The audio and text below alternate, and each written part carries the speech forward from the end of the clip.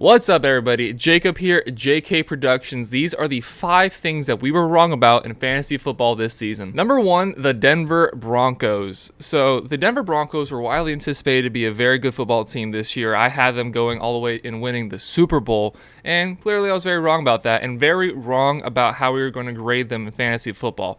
Not a single offensive player, so not including defense, not including kicker, not a single offensive player was in the top 15 at their fantasy position, most notably Russell Wilson, who I drafted in 2 leagues.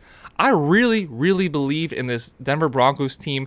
Javonte Williams probably would have ended up as a top 15 player if he hadn't gone down with injury, but the rest of this team, you look at Russ, was QB 17, Jerry Jeudy, wide receiver 26, Latavius Murray, running back 35, Courtland Sutton, another guy that I was a big believer in, wide receiver 45.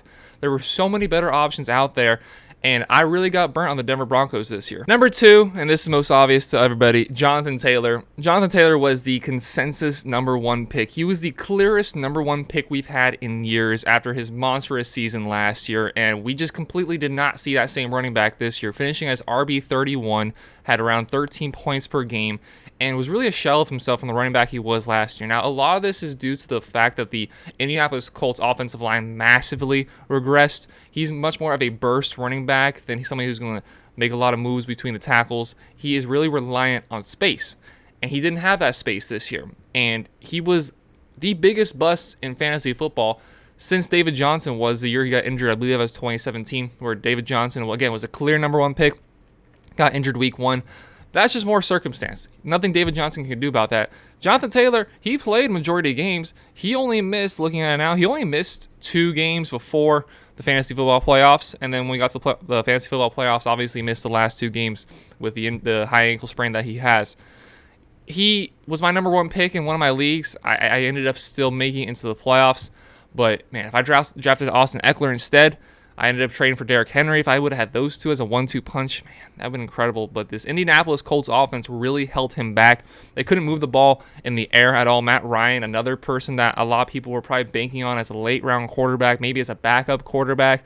The Indianapolis Colts as a whole were a failure, and Jonathan Taylor most notably leads the way as a failure on that team. Number 3, late-round quarterbacks. Speaking of Matt Ryan as somebody who you would draft late in the draft, as somebody who maybe could do a job for you, obviously, he did not come anywhere close to that, but we're looking at the Russell Wilson. We're looking at, obviously, injuries pertain to this, but Trey Lance. There's quite a few guys like Derek Carr that Kirk Cousins is kind of back and forth teetering in there. Kirk Cousins actually had a decent year this year. Ryan Tannehill. There's a bunch of guys in there that we were kind of expecting, like, you know what, they'll probably get us between 17 to 20 points a game, and that's just going to be enough, and that just simply wasn't the case. Russell Wilson, most notably, again, that's who I drafted in 2 leagues. That's who I know most about. It was all about those top 5 quarterbacks. I'm talking about Jalen Hurts, Josh Allen, Patrick Mahomes, and more quarterbacks around that space. If you had them on your team, there's a good chance you made the playoffs because they had that upside. Joe Burrow, they had that upside of scoring 35 points and making it look effortless.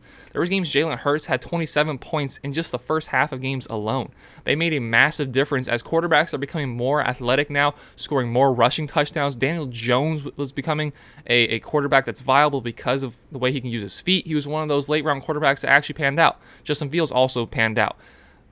If you can get somebody in the late rounds who has that added athleticism, then it's definitely still worth to go after a late round quarterback. But if you're going after a guy like Derek Carr, like Ryan Tannehill, who's not going to do a lot athletically, even though Tannehill used to be a receiver, he doesn't do as much running as you think he would. You're not going to get that upside. You're not going to get that just added, oh, I know they're going to get 50 yards rushing. Marcus Mariota was able to do that for a while, but then everyone just found out he stinks.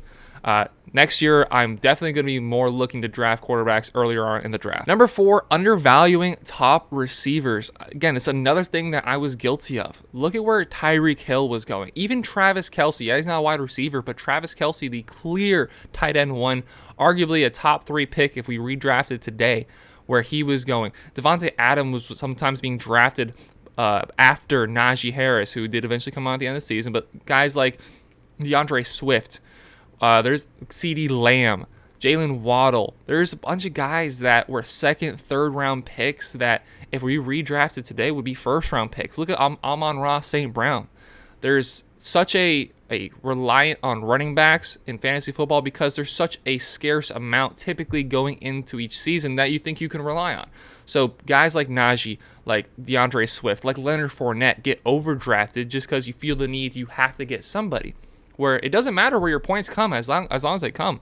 If you get 35 points from Devontae Adams, it kind of is irrelevant what your backup running back's going to do. You can just find a guy to plug in, and that's something we'll get into very soon. If you can go get yourself a top wide receiver, Cooper Kupp when he was playing, Devontae Adams, Stephon Diggs most weeks, had these top weeks that they were carrying your team along. And especially if, like we just said in the last point, if you had a top quarterback, if you were able to pair a Stephon Diggs and a Josh Allen, there's weeks where those two alone are getting you 70 to 80 points.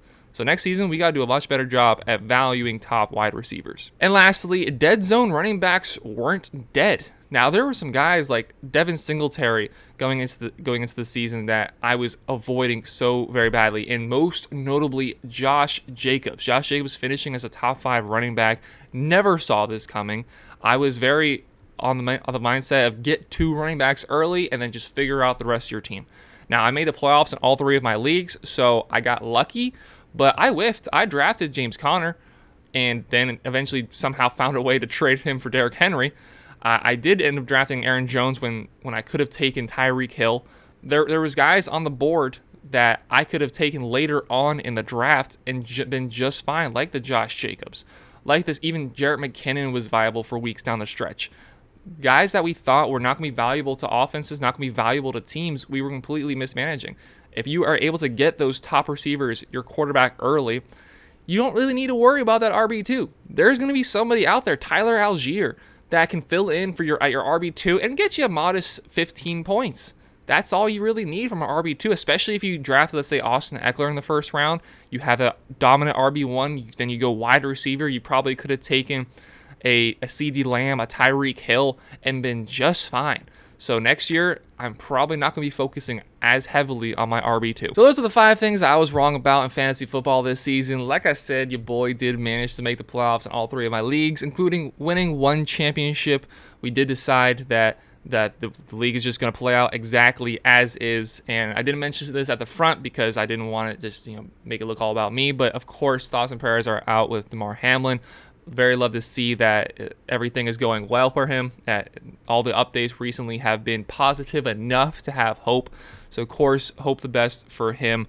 If I remember to do so, I'm going to leave the link to his charity down below. So if you have the means to do so, please go and donate to that. Or if very nothing else, just share the link with other people to help that get out there. It's been amazing to see what the NFL community has done to rally around him and rally around this charity where the goal was, $2,500? And I haven't seen what it is right now, but just off the top of my head, I imagine it's around $5 million. So I'm so incredibly happy with the NFL community and fans, how they've responded to this. But again, if you're able to do so, please donate with the link down below.